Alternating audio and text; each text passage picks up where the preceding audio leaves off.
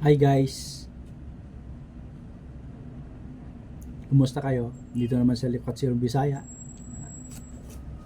Ganito guys, so sa aking pananaw guys, kung ang objective nitong kalaban ng mga PDP, sila BBM, is to erase the Duterte or si Pangulong Duterte sa political arena or sa planet Earth. Kaya nila guys in-extradite si Pangulong Duterte papuntang ICC para matalo sila sa eleksyon or mapilayan ang PDP sa pangangampanya.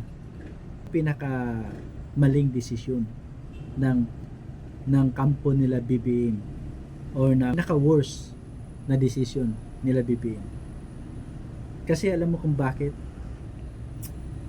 The more nila ginigipit, no, si Pangulong Duterte, the more na nag-aalab yung damdamin ng mga taong bayan, the more na nagkaroon sila ng simpatiya kay Pangulong Duterte. Kaya ito mga PDP laban guys, ito yung mga senatoriable na ni Pangulong Duterte. Hindi na mangailangan ng venue or magkaroon ng caravan or kung ano pa mga technique para magkaroon sila ng rally sa kanilang team suka. Kasi pupunta na lang yan sila doon sa mga tao na nagrarally.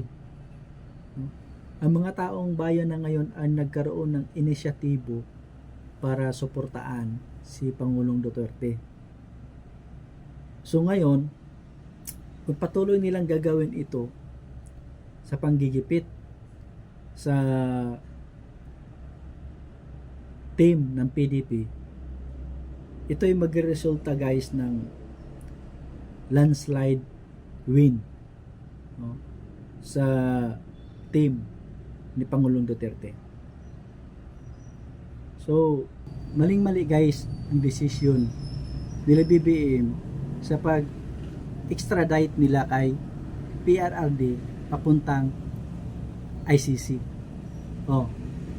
So, kaya kita mo ngayon guys, grabe ang inisyatiba ng mga tao at saka simpati nila kay Pangulong Duterte. Hindi na tinitingnan yung anti-Duterte or pro-Duterte. Yung mga tao ngayon guys, nagkakaisa na. All over the country, Luzon, Visayas, Mindanao, at sa buong mundo. Sa iba't ibang panig ng mundo, nagkakaroon na ng gathering ang mga Pilipino to protect PRRD and panawagan nila sa gobyerno na ibalik si Pangulong Duterte dito sa Pilipinas. Ang pinag-usapan dito guys, yung soberenya na ng Pilipinas. Hindi mo kailangan itakwil, no, ang sovereignty ng Pilipinas para lang sa iyong political ambisyon. Ganon yan guys. Kaya itong gobyerno natin ngayon, very obvious na ang ilang hangarin is power. Walang pinta sa kanila yung serbisyo. Idadaan lang nila yan sa ayuda. Tigli 5,000 bawat tao. Okay na yun. Yun na yung serbisyo nila sa taong bayan. Oh. Kaya makikita mo ngayon guys yung clamor ng mga taong bayan all over the country at sa iba't ibang panig ng mundo is one time, big time na pagbabago sa bansa, sa bansang Pilipinas. Okay na tayo guys, sa time ni PRRD, binigyan niya na tayo ng dangal. Ang mga Pilipino sa abroad pag maglalakad, taas noo silang maglalakad at proud na Pilipino.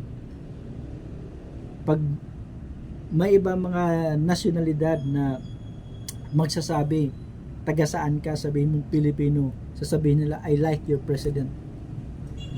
Pwede ba naming mahiram yung pangulo ninyo para mapuksa yung droga dito sa aming bansa? Ganon. Pero ngayon guys, baliktad.